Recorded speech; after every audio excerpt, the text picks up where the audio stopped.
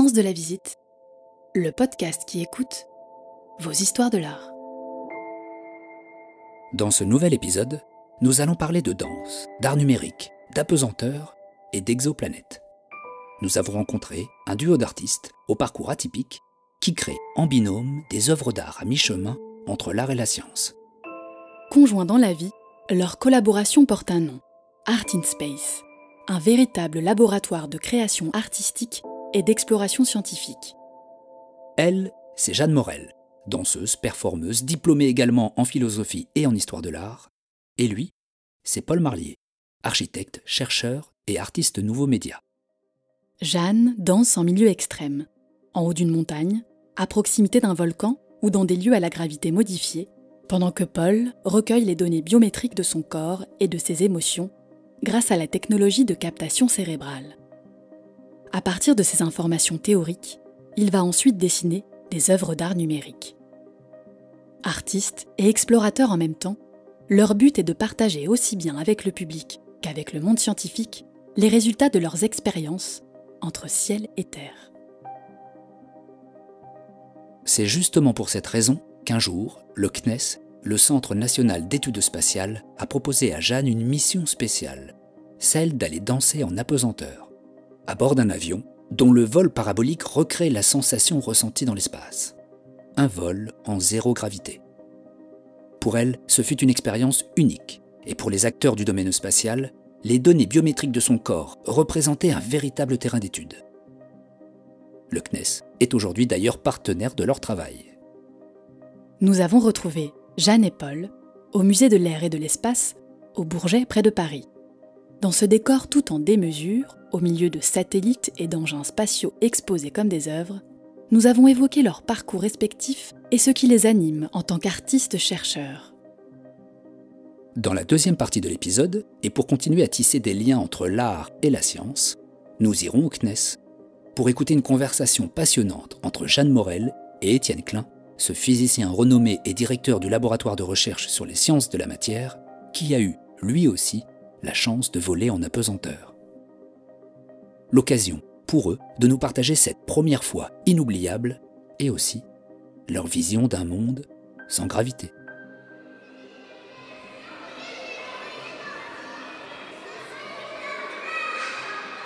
Ici, on est au musée de l'air et de l'espace. Et c'est vrai que nous, depuis 5 ans, on évolue notamment en apesanteur. On vole et on travaille avec des scientifiques et des astronautes dans un avion, qui est un laboratoire. Et dans cet avion, moi, je danse. Et Paul récolte les données biométriques, les données de mon corps, pour en faire des œuvres d'art. Alors ici, on est dans le musée qui lie cet air, cette légèreté de la danse peut-être, et puis l'espace dans lequel on évolue.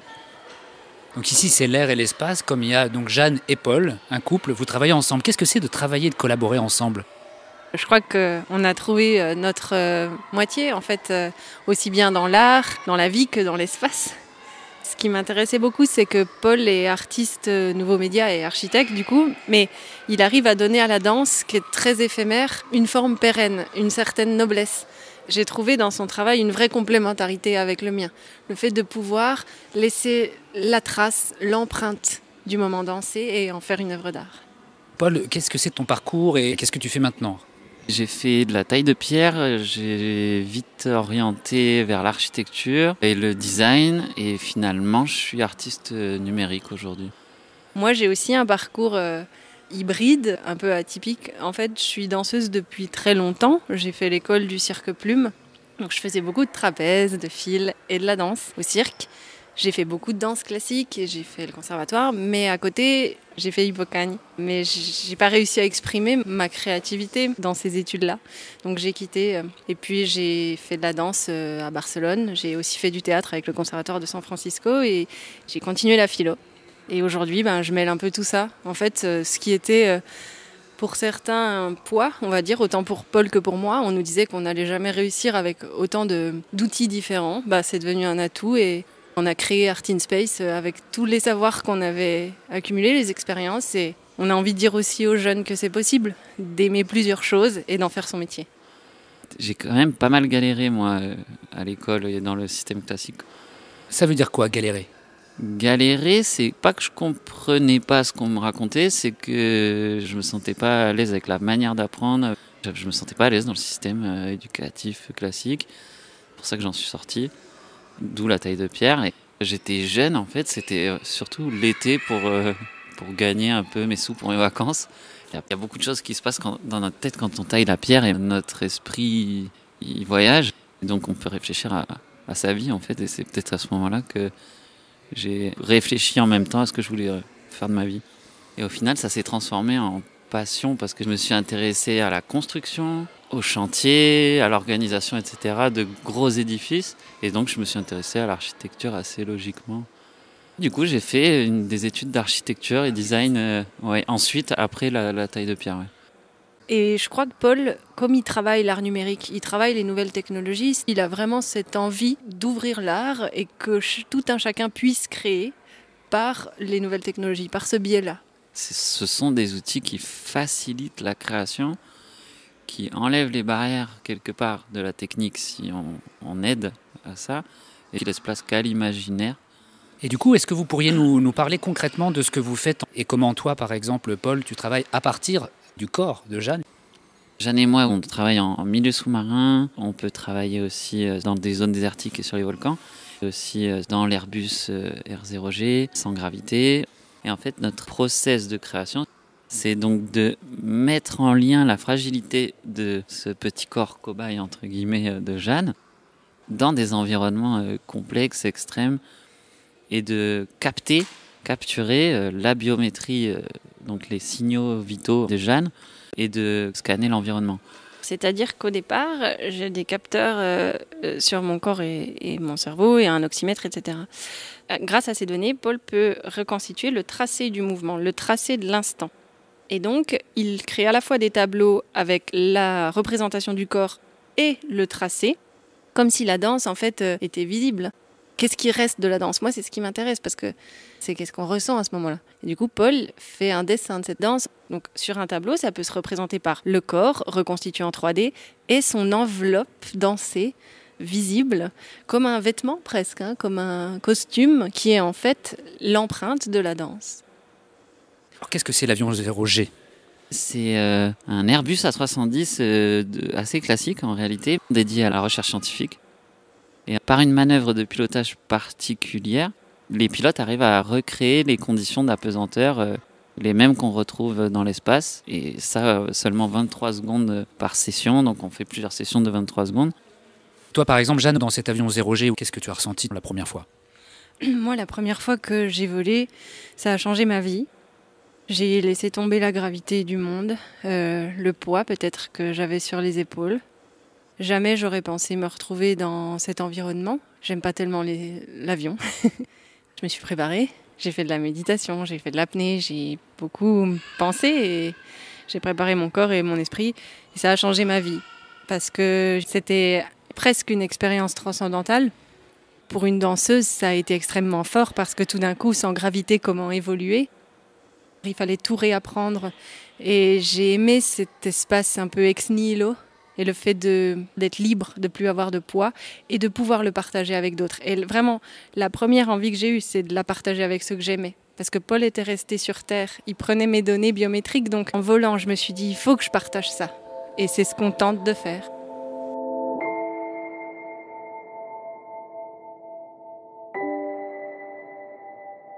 Donc ça, c'est une partie plus concrète des tableaux que fait Paul, avec la reconstitution du corps. Ensuite, on aura une partie beaucoup plus abstraite, où là, il va utiliser uniquement ce champ de particules et il va faire des très grands formats, où les gens pourront se perdre devant l'empreinte de l'émotion. Ces œuvres-là, elles sont à la fois imprimées, comme un tableau figé, mais elles peuvent aussi être en mouvement. C'est des œuvres numériques. Et elles peuvent également être générées en temps réel par l'humain qui passe devant ce tableau et qui lui-même va porter un casque à son tour de captation cérébrale afin de lui-même voir l'empreinte de son émotion.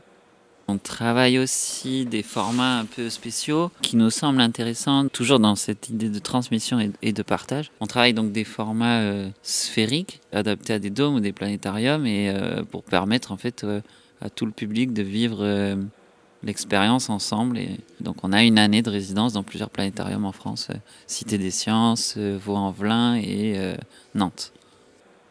Le fait de pouvoir danser sans gravité, sans oxygène, ou avec peu d'oxygène, ou dans des endroits où il fait très froid ou très chaud, ça permet de se connecter à l'essence du vivant et en même temps à sa fragilité. Et je crois que de cette fragilité peut naître une réelle force et une réelle poésie.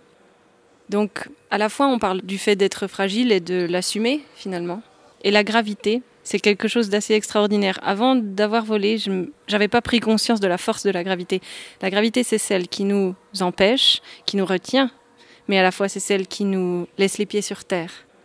Cette force-là, elle nous accompagne tous les jours et on peut s'y référer. Donc dans notre travail, on a voulu à la fois permettre aux gens, quand on fait des œuvres immersives, par exemple ce qu'on est en train de créer sous Dôme en planétarium, c'est une œuvre immersive pour offrir la légèreté à tous. Et moi, c'est ce que j'essaie de dire avec notre travail, c'est que c'est un ballet universel où il n'y a pas de premier danseur. Tout le monde a le droit de danser dans ce ballet-là.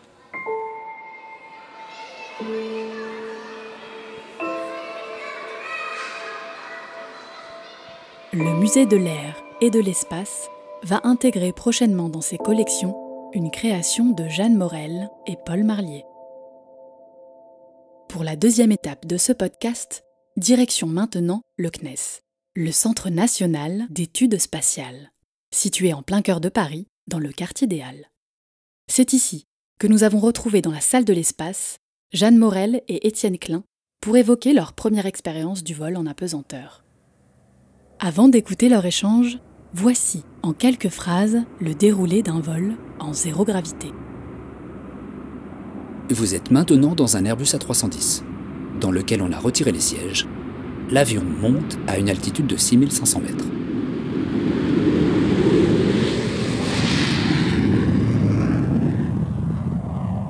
À ce moment précis, le pilote va tirer sur le manche de l'appareil pour l'incliner à 45 degrés. Dans une phase de montée brutale, vous subissez la première sensation marquante de ce vol, l'hypergravité. Vous pesez jusqu'à 1,8 fois votre poids. Le pilote ensuite diminue fortement la poussée des moteurs. L'avion continue sur sa lancée pendant quelques instants, puis va entamer une chute libre d'une vingtaine de secondes. Et c'est pendant ce laps de temps que vous serez soumis cette fois-ci à la pesanteur, appelée aussi impesanteur ou microgravité. En un mot, vous flottez. Moi, j'ai découvert les créations de Jeanne Morel après mon expérience. Et ce que montre son travail, c'est qu'en fait, et j'espère ne pas être contredit par Jeanne, tous les mouvements en impesanteur ressemblent à des mouvements de danse. C'est-à-dire qu'il y a une sorte d'esthétique, de tranquillité, de grâce, qui est liée à l'absence de pesanteur. Et du coup, danser en plus dans un climat qui est déjà artistique, ça me semble être une sorte d'art qui se développe au carré de lui-même. C'est-à-dire qu'on élève au carré le fait d'être dans l'esthétique. Je crois qu'il y a un vrai état de grâce, en fait, en impesanteur. C'est que tout d'un coup, j'étais moi-même en train de danser, la première fois, et je me suis retournée et j'ai vu tous ces autres corps qui étaient, à mes yeux, également en train de danser. Il y avait vraiment une synergie à ce moment-là, un opéra presque. Donc oui, je crois qu'il y a un environnement artistique lié à l'absence de pesanteur, justement. Et oui, j'ai trouvé en tout cas que la grâce semblait décuplée. Il y a une grâce esthétique, et puis c'est des moments de grâce au sens où ils marquent la mémoire d'une façon quand même assez forte. Moi, je m'en souviens encore. Et notamment le fait de comprendre ce qu'on ressent musculairement quand on est plus soumis à la gravité. C'est-à-dire quand on a une masse, mais on n'a plus de poids. Et les phases d'impesanteur qui durent 20 secondes m'ont renseigné là-dessus, sans beaucoup me surprendre.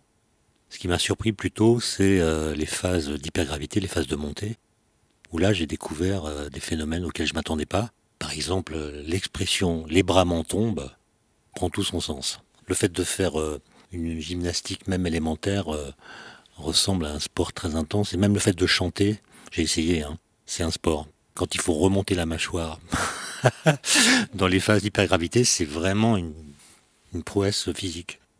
Le langage est difficile en réalité en hypergravité, le fait de parler, d'articuler et le fait de danser également. Mais dans cette difficulté, dans cette contrainte, on trouve aussi l'essence de la danse. Parce que nos muscles sont beaucoup plus présents, nos mouvements sont beaucoup plus complets. Et moi, j'ai aussi beaucoup apprécié cette hypergravité à laquelle je ne m'étais pas du tout préparée. Je dirais même que la gravitation nous rend violents. C'est-à-dire que dans les premières phases de descente, on a des gestes qui ressemblent aux gestes qu'on a d'ordinaire. Et du coup, on est propulsé sur la carlingue, on fait des saltos qui se passent mal, on cogne de partout, parce qu'on est habitué à la pesanteur. Et quand on est en impesanteur, il faut apprendre justement les effets du principe d'inertie, à savoir qu'une petite pichenette vous propulse de l'autre côté à vitesse constante en ligne droite. Et ça demande une certaine habitude qui vient vite. Moi, j'ai trouvé qu'en trois phases, on a compris, mais au début, on est encore imprégné de gravitation. Et on a des gestes maladroits. Je ne sais pas ce qu'en pense Jeanne, mais je regrette que les chutes soient si courtes.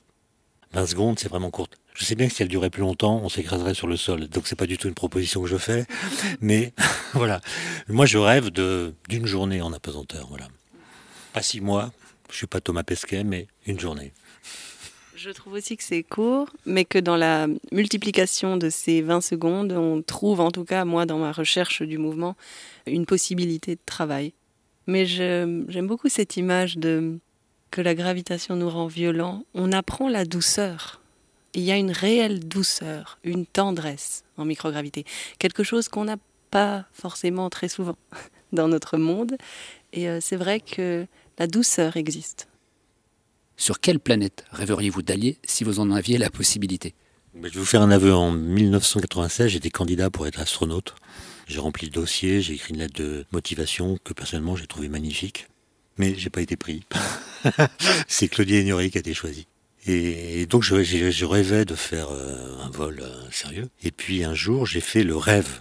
J'ai rêvé vraiment que j'étais dans une navette spatiale ou quelque chose de cet ordre. Et ça m'a comblé au sens où ça a complètement fait disparaître la frustration que j'avais ressentie de ne pas être choisi. Et ce vol 0G que j'ai pu faire, ça a été une sorte de surprise, je ne m'y attendais pas. Puis j'ai vu une proposition d'un projet de recherche annoncé par le CNES. J'étais candidat, j'ai été pris. Et donc c'était une sorte de cerise sur le gâteau. Mais je pense qu'aujourd'hui, on est beaucoup plus mobilisé par les questions relatives à l'environnement, c'est-à-dire la Terre et sa proche banlieue, disons l'atmosphère même.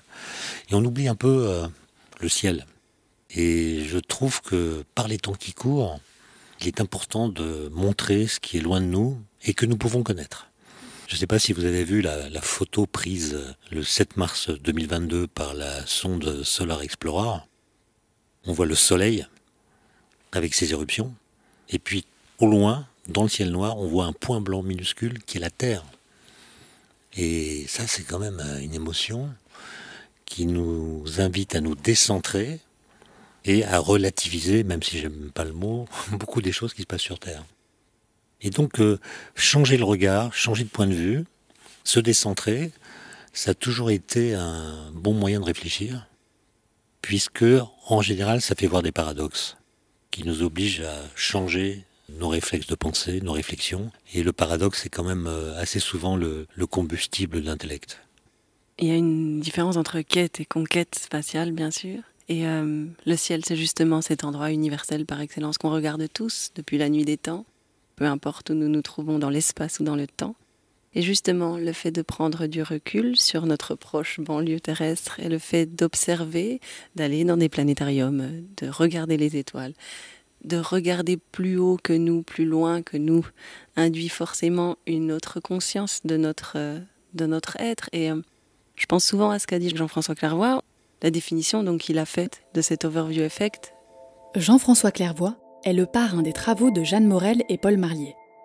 Il est spationaute à l'Agence spatiale européenne et il a participé à 3 missions spatiales avec la NASA entre 1994 et 1999. Et depuis l'espace, il a vu la Terre. Une vision irréelle et bouleversante pour tous les astronautes en mission et que l'on nomme en anglais l'overview effect. Il décrit en 4 temps. Il dit que c'est d'abord un choc visuel, que ce qu'il voit est nouveau, extraordinaire. Il n'a pas les moyens de voir un panel si large d'images au sommet d'une montagne, par exemple.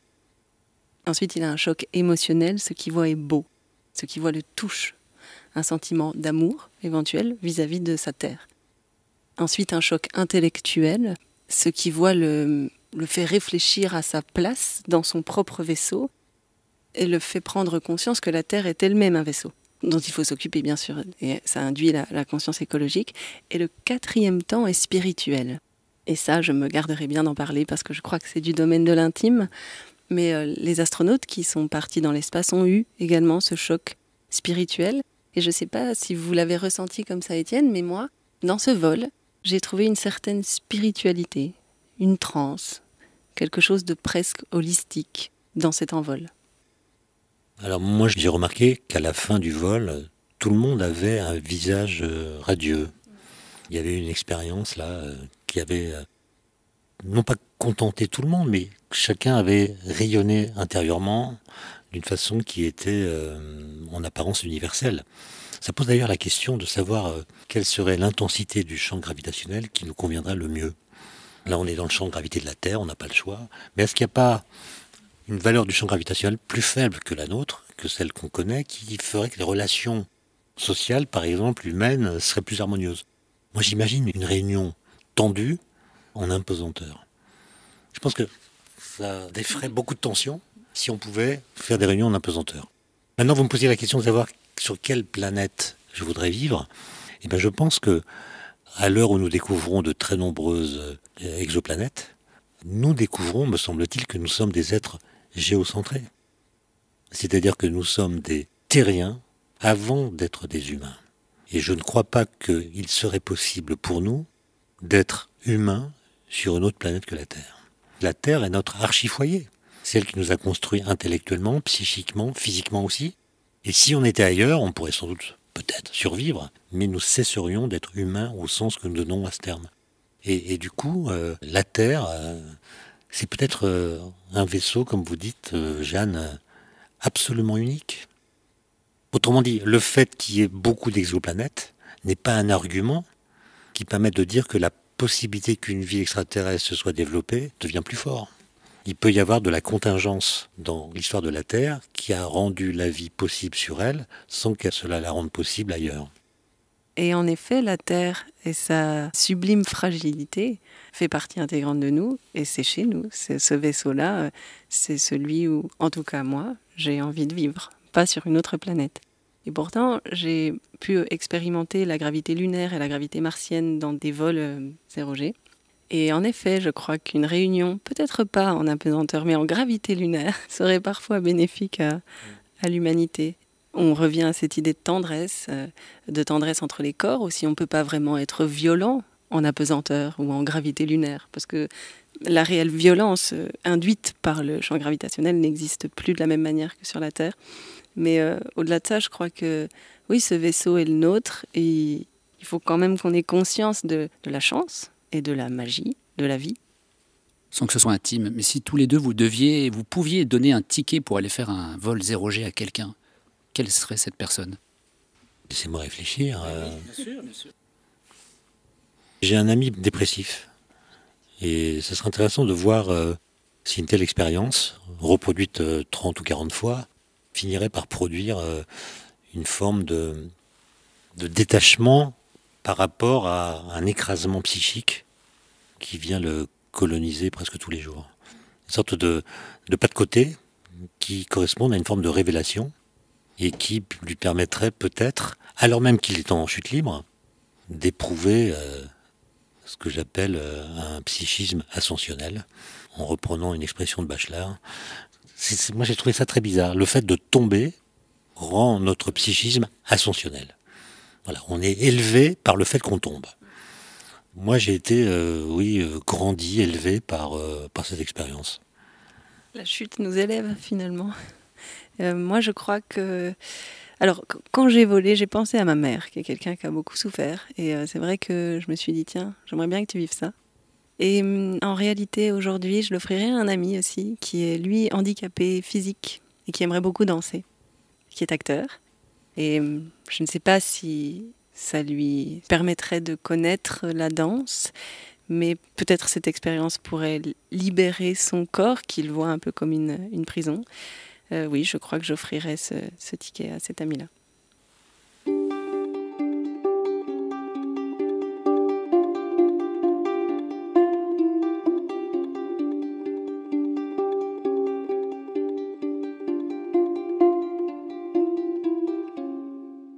Pour continuer le voyage avec Jeanne et Paul et suivre leurs actualités, rendez-vous sur leur site internet artinspace.fr et suivez le compte Instagram de Jeanne Morel, @JeanneInFlight. Découvrez aussi le musée de l'air et de l'espace, au Bourget, près de Paris. Ce musée conserve des objets d'art, documents, matériels aéronautiques et spatiaux de toute nationalité sur plus de 125 000 mètres carrés. Enfin, retrouvez Étienne Klein dans son émission Science en question sur France Culture, chaque samedi de 16h à 17h. Pour ne pas rater le prochain épisode, abonnez-vous à votre plateforme d'écoute préférée et suivez-nous sur les réseaux sociaux Instagram, Facebook et Twitter. À très vite pour de nouvelles histoires de l'art.